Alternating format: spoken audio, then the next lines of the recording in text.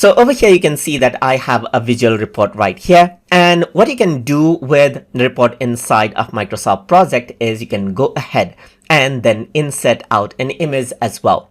So to insert out an image, you need to go around onto the report design tab right here.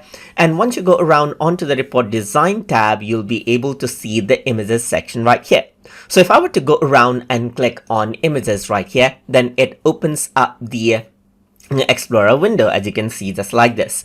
So if I were to go around and scroll down, then you can see that there are different images that I can select from right here. And as long as they are supported, then you'll be able to see them right here. So you can go around and select out different image formats, as you can see right here. And I'm using PNG right here. So if I were to select this and click on insert, this image file is inserted over here in the report, as you can see. So now with the image, what you can do is you can go around and then add in effects to the image as you like right here. So you can go around, choose different effects. As you can see, you can go around and add in, let's say, for example, shadow to them right here.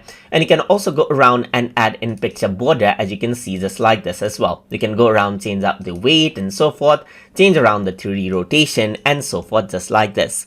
So once that is done, you can also go around, reset out the picture or compress out the picture if you want to as well, to reduce out the file size. And then you can go around and apply different artistic effect to the picture as well, as you can see right here by using these options. You can go around and change out the color right here, and you can also go around and change out the corrections over here, just like this. So you can go around, change out the picture corrections and so forth, and edit it the way you like. So you can go around and make your reports more visual, add in more visual elements just like this, as you can see right here.